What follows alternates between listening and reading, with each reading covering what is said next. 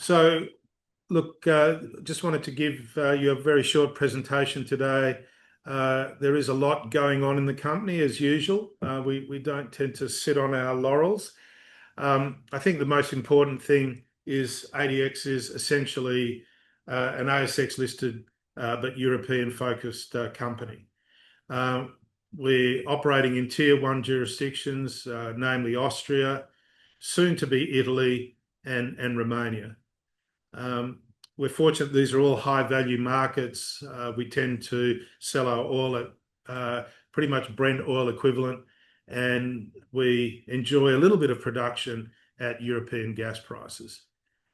The very nice thing about operating in these countries, say compared to a country like Australia, is that we have excellent access to oil and gas infrastructure, and anything we find can be readily brought into production.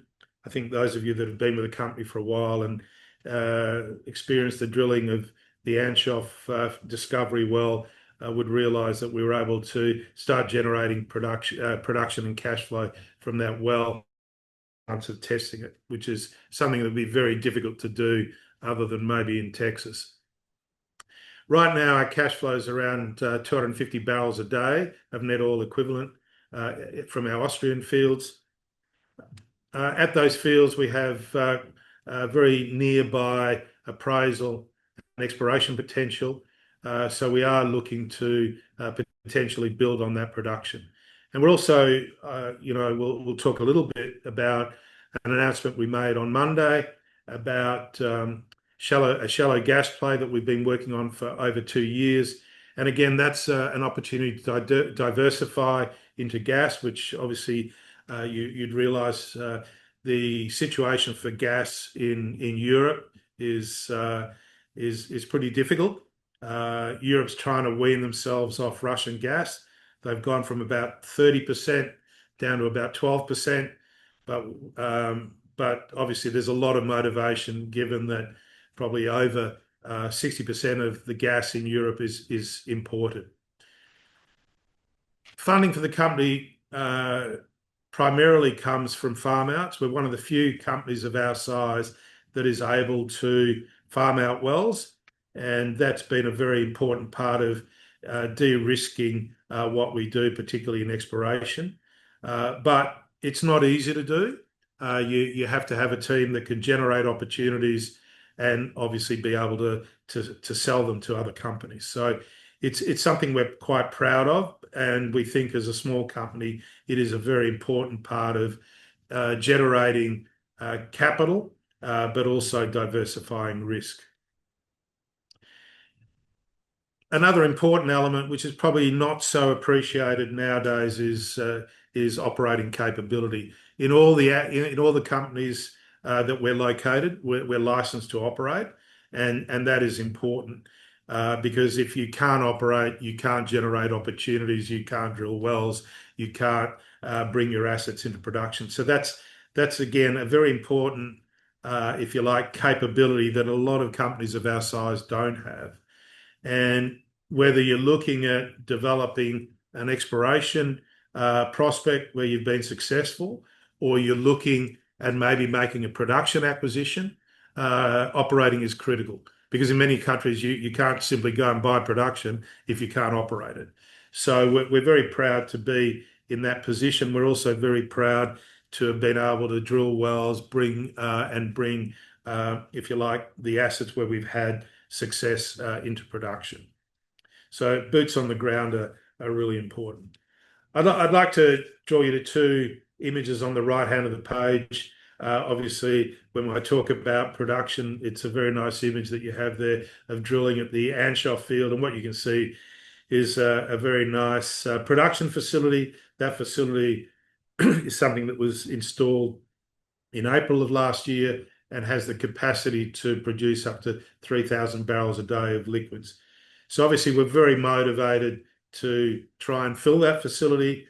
So we'll continue to look at opportunities with near field appraisal and exploration potential for Eocene oil.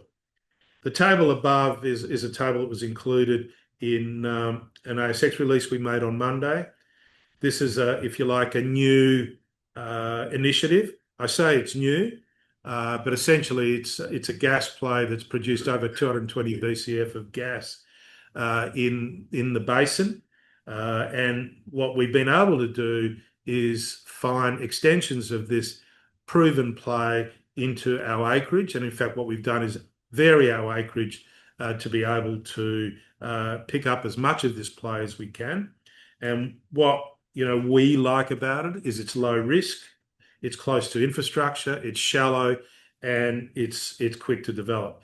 So for us right now, it's a great opportunity to increase the cash flow that we already have primarily from oil. So this is a summary of where we are and the assets that we've been progressing over the last 12 months. Obviously, production is business as usual. We've been developing our asset at Anshoff. We drilled the Welchow-1 well, which was very exciting. I have to say the test results have been a bit disappointing, given that we got a lot of shows in that well and we actually recovered oil from that well. However, testing has been interrupted, and we hope to get back to testing soon. Again, the shallow gas play, which I just mentioned, and what we think will be another very important string to our bow will be the award of a Sicily Channel acreage. Now, this is acreage that we've been working on for nearly 10 years. We were very active in the Mediterranean. We had acreage in Tunisia, and we had acreage to the south of this in an area near the Pantelleria Island. We shot 3D, we've drilled wells. So we've got a very good understanding geologically of this area. Initially, we wanted to get into this area for its oil potential, but we also see very good gas potential that I'll talk about shortly. I think we're very lucky to be working in tier one jurisdictions. Austria is a really great place to work. It's one of the most significant hydrocarbon provinces that no one's ever heard of. And the reason is we're only the third operator in Austria. So we've got, two big companies that have operated there in the past. Right now, in terms of exploration, we're probably, the most active company in Austria. But the good thing is in Austria, we've got very flexible licensing terms. We were able to recently reshape our acreage in Upper Austria. We've got the same area, but we were able to reshape the acreage to be able to pick up what we saw as a very important play. And there's not many places you can do that. But we've also been able to very rapidly implement our work programs. Typically, we can get wells permitted to be drilled within 4 to 6 months. Welchow took a bit longer. That was 8 months. In Australia, just to be able to shoot seismic is approximately 2 years to shoot seismic or drill a well. In fact, in some cases, it's quite difficult because by the time you get to the point of drilling, you have to resubmit your applications because you've gone past the 2 years that you have to actually implement the work program. So again, in Austria, we're very lucky to be working in an area where we do things to very high environmental standards, but at the same time, it's very, very efficient. And that's a unique position to be in. As I mentioned earlier, our operating capability, we've got a very capable team on the ground who, have got geological skills, drilling capability, and operational skills. So we can take assets from cradle to grave. Italy has reopened business probably 18 months ago. We saw that with the commencement of new production very close to us, offshore Italy, near to our Sicily Channel acreage, where Eni has started production in August last year of the Cassiope field. That's kind of heartening for us because they're very similar age sediments to what we're chasing in the Sicily Channel, and it's very close by. There's obviously very high demand for gas in Italy, just as there is in the rest of Europe. Their high demand has been met by European gas, and African imports. So again, Italy in the past has been a little bit like Australia. It's been a little bit of a NIMBY attitude. Yeah, we need all this stuff, but we don't actually want to admit we need it. Now they admit they need it, and I guess they're changing the way they go about things under the President Melania, who is quite pro-development. So it's very important to note that right now European gas price around equivalent about $12.75 per MMBTU. It's about 3.5 times higher than current gas prices in the USA of Henry Hub, and Henry Hub sort of is around $3.50 is quite a good gas price for the US. Now a lot of that gas now is coming via LNG into Europe. By the time you freeze it, ship it, defrost it, and put it into the pipeline system, it gets pretty expensive. So if you like, the incremental gas into Europe and the price of gas is determined by LNG. And of course, if you're an LNG producer, you can either put it into Asia or you can put it into Europe. So we don't see gas prices going to lower prices anytime soon unless someone finds a very big gas resources in the middle of Europe. Oil markets, again, we're very fortunate. We've got a state-of-the-art refinery in Austria, and we have a high-quality crude, and we're able to deliver crude to the Vienna refinery at very close to Brent oil price. So again, as I mentioned earlier, we're going to be very busy. We're trying to find every way possible to increase production. We were able to increase production at our Anshoff fields by about 25% last quarter through a workover program. Obviously, we drilled the Anshoff 2A well. It was slightly disappointing in terms of productivity, but flows stabilised there. We're producing at about 130 barrels a day from there. And we've got about 200 barrels a day from the Vienna Basin fields, but we'll continually look at ways of increasing production, either through infill drilling or sidetracks in the Vienna Basin, or alternately from further appraisal and exploration drilling around Anshoff. Right now, I have to say, oil prices are not that motivating, but I think we'll get back to probably. I hate to predict oil price, but we'll probably get back to, once we get back to say over $70 oil prices, then we can start looking at those sorts of opportunities again. As I mentioned earlier, Welchow was a very promising well. It's still a very promising play, but we have to do further testing. In Upper Austria, the shallow gas play is something that's very highly motivating for us. And then, as I mentioned, we'll soon have a lot more to say about the Sicily Channel acreage. So our priorities are really to maximise oil production, accelerate the drill out of our shallow gas play, and they're kind of the two sort of things that'll drive cash flow short term. The the development of the Welchow play and the Sicily Channel play is what can really drive growth, because that's what can give us much bigger, if you like, resource and reserve potential. Just briefly on production, as I mentioned earlier, production at Vienna Basin fields around 200 barrels a day. We're netting around 50 barrels a day from Anshoff. We expect that'll increase over time. And as we mentioned, having 3,000 barrels a day of facilities is very motivating to find more oil and gas.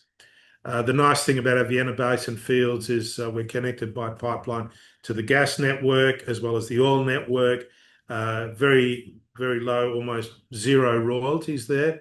So again, anything we could do to improve production is going to be valuable for us there. The map there on the right of screen is basically shows you the Anshoff field and a number of appraisal and exploration prospects. The Lindenberg, Steingrub, etc., and Anshoff 4 is something we'd class as appraisal, but we have a number of exploration prospects as well. So, these targets give us the opportunity to substantially increase production through Anshoff, and that's something, we're looking at as ADX, and we're also looking at with our partner M&D. So, as we mentioned, we tried to mention on Monday through our ASX release, we're very excited about a play that we've been able to work on for some time now. We've been able to bring in some international experts that have identified really a play that has been drilled for years, but we don't think properly recognised by the previous operator. And I think what our technical team's been able to do through a combination of AI and advanced seismic analysis, seismic attributes, and AVO is to identify prospects that compare very favourably with historical discoveries. I think this is probably the first time we've really used seismic attributes in the Vienna Basin to define prospects. So what you can see at the bottom of your screen is a number of successful discoveries and seismic attribute analysis applied to historic wells, and then the gold prospect, which is probably the prospect we'd like to drill by the end of this year. And you can see this prospect exhibits the same seismic responses as successful discoveries in the basin. So what that does for us is give us a very high degree of confidence that drilling this prospect will be, if you like, risking that you'd attribute more to appraisal than you would to exploration. But the nice thing is we've now identified, 4 prospects that I'll talk a little bit more about. What you can see in the top map is the successful gas discoveries in red and the shallow gas blade prospects that we've identified in orange. So it's very exciting. We've got 4 prospects now that are drill ready, but we've got up to 7 that are being matured. And so what we hope to be able to do, and what we're putting together now, is an information memorandum that we'll provide to companies, because we think this is quite interesting for companies. There's not many opportunities that you have to be able to go and drill something that's relatively shallow, but can deliver, cash flow relatively quickly, particularly in the case of gas. What makes this much more interesting is if you're onshore UK, or actually many places in the US, you may be able to make a discovery, but then you'd have a big gorilla who'd say, no, sorry, no access to my pipeline, or your gas isn't quite right, or this or that. Fortunately, in Austria, we have not only access to an existing operator's infrastructure that could process our gas under favourable terms, or we also have access to the open access infrastructure, so we can access gas for ourselves, and we can also, over time, build our own gas network. Now, in a country like Austria that's starving, for gas, and in the centre of Europe, that's a very exciting prospect. And we're already having discussions with end users who may also be interested in participating maybe in a financing way once we can make a series of discoveries, and that can help, if you like, finance some of these discoveries if we're successful. So this is just to give you a bit of an understanding of how we're going to start. We've been able to identify 4 prospects in the ADX AT2 license. We've sort of put together 3 prospects. We're calling them the gold area cluster, which is a way of saying, well, we've got 3 prospects that are relatively close to each other. They're relatively low risk. They have very similar character if the first prospect works, it'll give you a very high degree of confidence that the next two will work.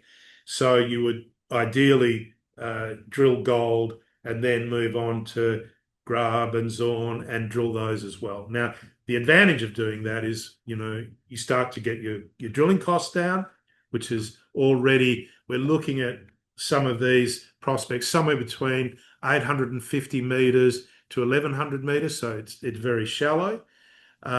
These typically sand plays are highly productive, but also importantly, it means that the drilling costs are relatively low, but the revenues can be quite compelling, even though they're relatively small prospects.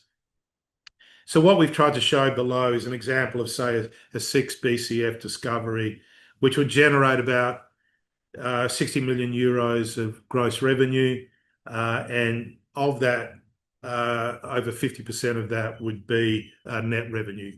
The costs are relatively low because you're close to infrastructure, it's relatively dry gas, and so you don't need a lot of processing to make something like this work. So right now in that cluster we've got about 11 BCF. So you can do the math, and you can see that actually from 11 BCF you can start to generate some pretty substantial revenues, which is really important. Now, if we look at, say, 13 prospects and that we've currently identified, and you look around the basin, then if you start to get to sort of numbers of 20 to 30 BCF, which is very feasible, probably 30 BCF is what we'd be aiming for, then you actually have quite a valuable play that can be accessed at relatively low cost. But what's also interesting is that gold area, prospect area, is basically a new area. That area was we managed to pick up in February of this year. We first announced it. We formally actually got the area from the designated authority earlier in May, and now we're already in a position where we can market this cluster to the industry. So what we'll be doing is going out and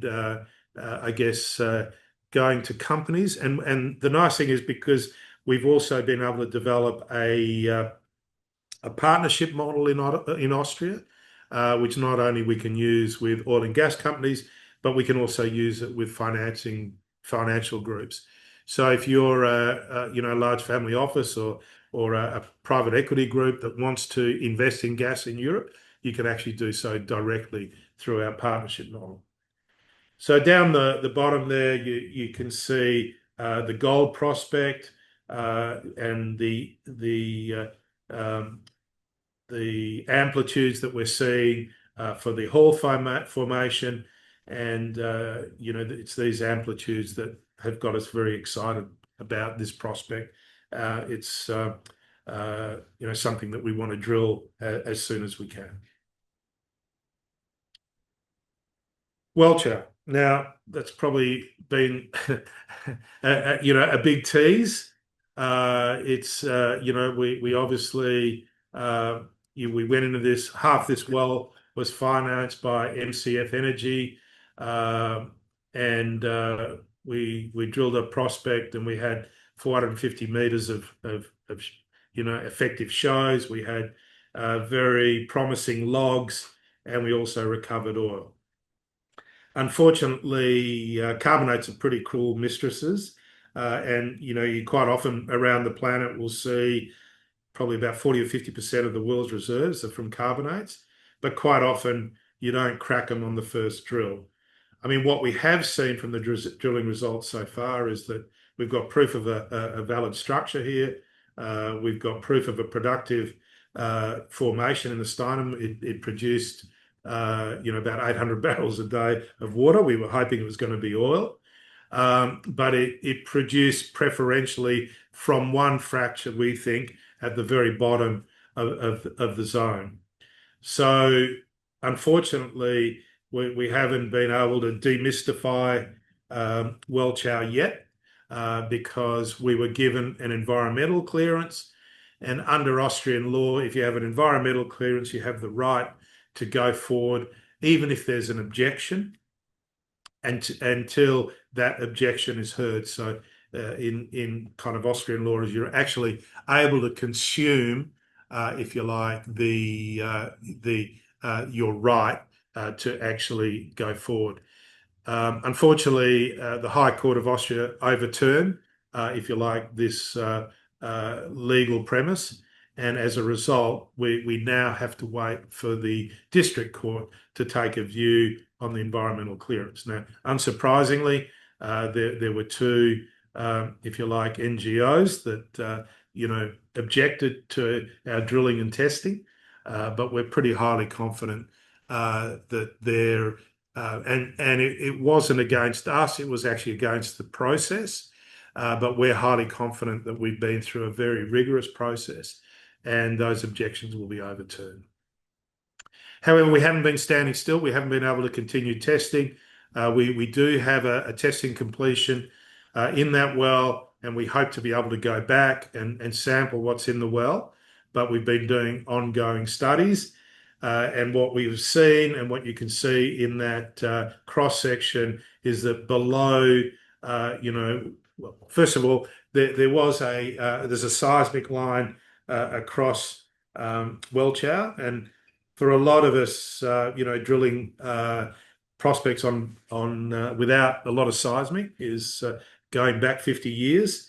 We've been able to do it through kind of advanced geological techniques.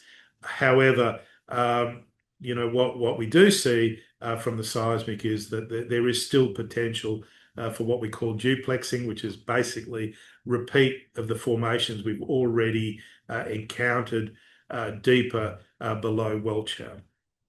Now, are we brave enough to drill that at this point in time? We'll see. Probably we would with a farm-in, but it's going to be pretty cheap exploration because it's probably between 500 to 1,000 meters deeper than Welchow, so we can get there pretty cheaply. Now, remember, there was also gas tested deeper below where we are at Welchow at the Mollin well that was drilled in the late 80s, and that tested gas as well. So there's still a lot to play for. There's big structures here.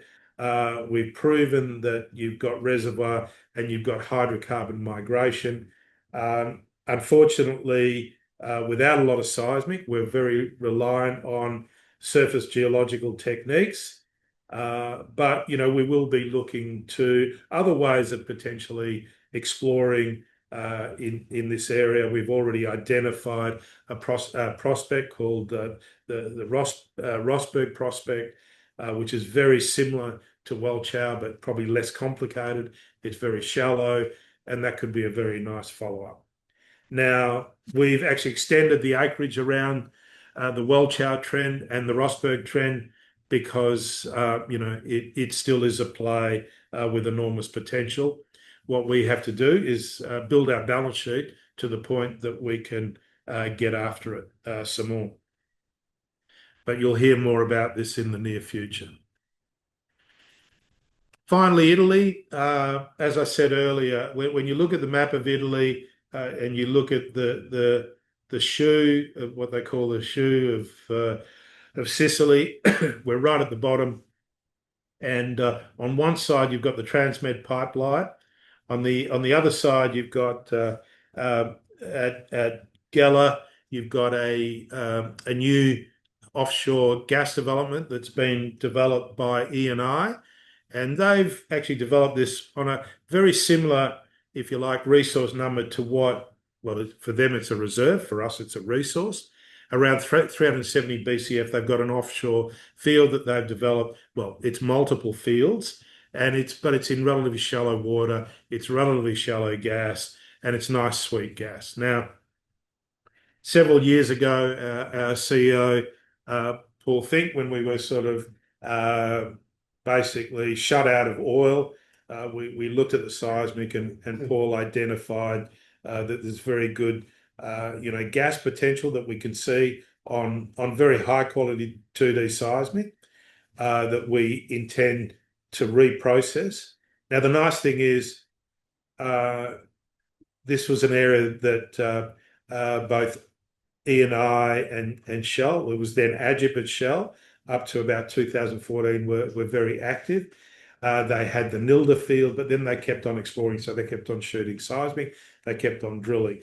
And what we've seen is some of the wells that they were drilling for deeper oil also encountered gas in the shallow section. So what we see is seismic that has amplitudes that are indicative of gas, but we've also seen that from some of the well reports that they also encountered gas while drilling.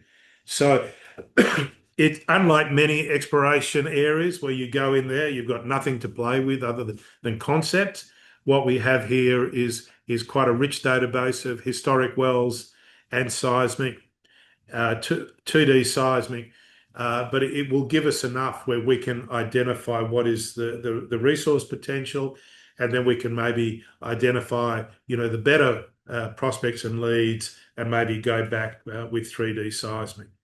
So we expect that this will be formally awarded to us within the next month or so. We're going through the usual, anti-corruption type process, which is kind of the last thing you have to do before you're awarded an acreage. Once we're awarded the acreage, then we've also identified there's a lot more seismic we can pick up, further, if you like, refine our prospect inventory, and then ideally probably even bring in an independent expert to review what we've got before maybe going into a farm out phase for offshore Italy.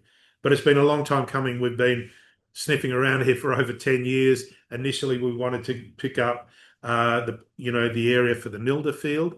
Unfortunately, the Nilda field, any of you who've been with the company for quite some time, had very high methane so very high CO2 in the methane.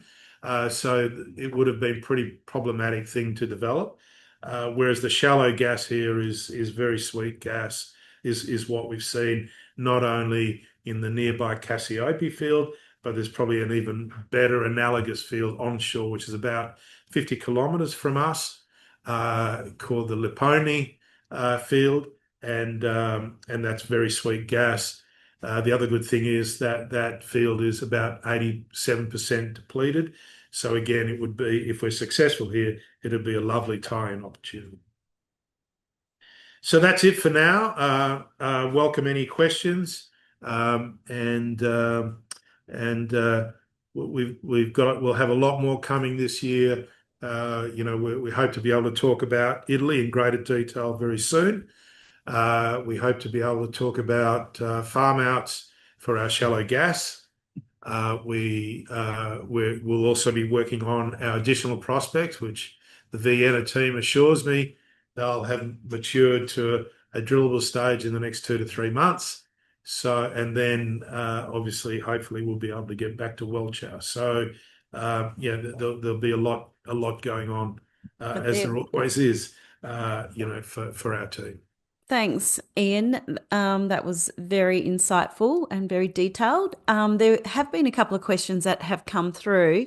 One was on registration. I'll just get through that one first. Well, how long will it take to connect any gas discovery after completion of the discovery well? Yeah, look, I think we'd probably be thinking about 12 to 18 months. So obviously, the first thing we do is test the well, understand its potential, and then to actually build a pipeline would take, and a lot of it's going to be, get all the permitting. I mean, you can build a pipeline very quickly, but it's the permitting that would probably take us 12 to 18 months. Now, it would depend whether we tie into, if you like, existing infrastructure or we build our own. One of the nice things we have here is the gas is relatively dry, so we wouldn't need very complex facilities to be able to produce from this shallow gas play. Thank you. And another question that came through. The March quarter oil production rate is mentioned in the presentation as 246 barrels net oil equivalent per day. Have production rates improved in the current quarter For example, if possible, what are the May production average daily rates? Yeah, I mean, we're tracking along pretty much at that sort of rate. We actually the production rate at the end of the quarter was probably higher than than what we averaged during the quarter, because we did a number of workovers in the Vienna Basin, which so we've been able to increase production there. But so the production is a little bit higher than that, and we hope, obviously with Anshoff, we're taking it pretty easy on that, and we seem to be able to establish a stable water cut. One of the issues that we've had with Anshoff has been water disposal. The water is being actually disposed at Zissendorf, so we have to truck the water. Again, our team in Vienna is looking for an alternate solution, much closer, which will again give us greater freedom in terms of the amount of water production that we could tolerate. But right now, yeah, production levels are very stable.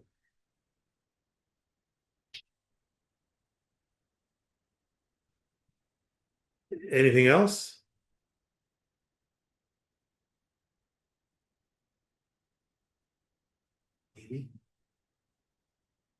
Evie, is there any other questions? Sorry, I lost my audio. No, that's it, actually. That is the last question that I have received. I'm not sure if anybody else has any questions with you.